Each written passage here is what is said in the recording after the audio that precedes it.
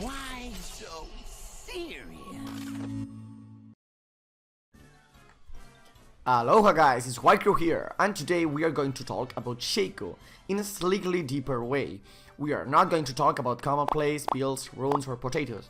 We are going to talk about some of the best tricks Shaco has and almost no one knows them. Why so serious?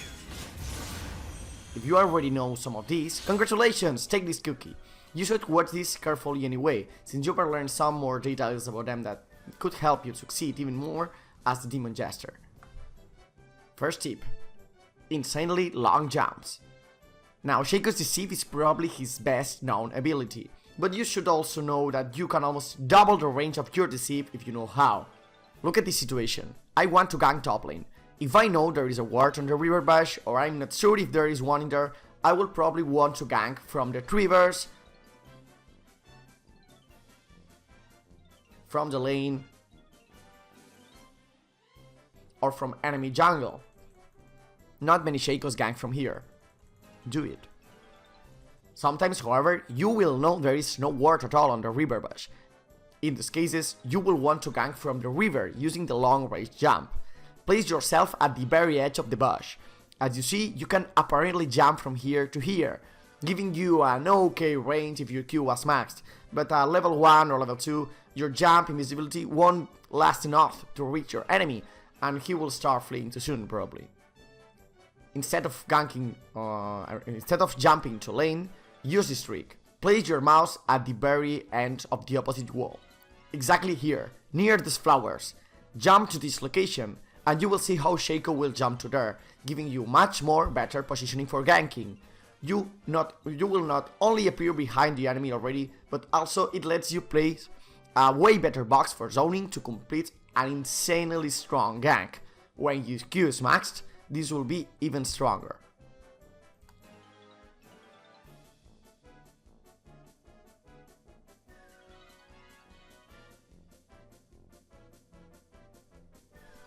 When you are on blue team, you will want to exploit this in the bottom side. Again, you should only do this if you know that there is no ward in the river bush. Place yourself on the very edge of the bush. As you see, a normal jump would barely make you jump in lane.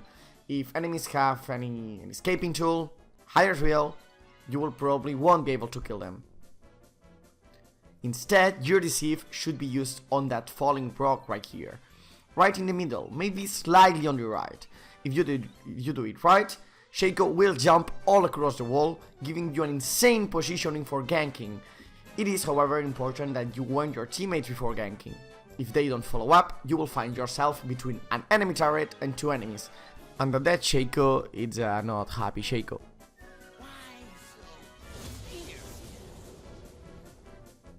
Second tip, short it back to base. Well, this one can be game changing, especially late game if you are fleeing.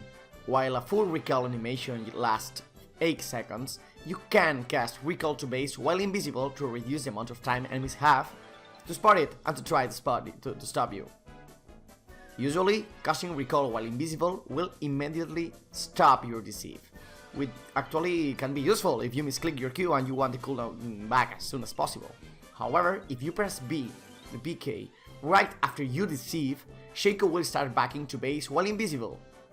At max rank, to your enemies your recall animation will last only 3.5 seconds. They better be fast, pretty OP isn't it?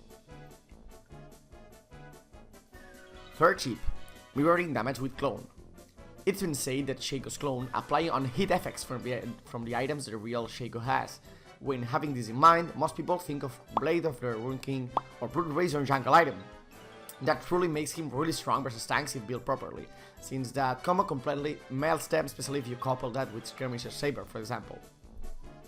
However, most people forget that also applies to other points, including Herald buff for example. Herald gives you a buff that is charged pretty much like the Advanced Blade or Static Shift. After walking alone for a while, it will release bonus damage on your next auto hit, 2 people and 2 turrets. That means that if you use your ult when you have your Herald buff charged, your clone will also have it, so you will deal double Herald damage to turrets and to enemies. You can couple that to charging items like Static, Diamond Plate, Trinity Force or Dust Plate of the Doctor. if you use your combo before popping ult, you will deal an amount of about 600 damage just by those items and her ult. If you use that your ultimate when all those items and ults are ready and not discharged, so with him you will deal an extra 1200 damage without counting AD, backstab or infinite edge. By using this, you can deal some backstab deceive for the crazy amount of 2100 damage. Oh man, poor Hawkman.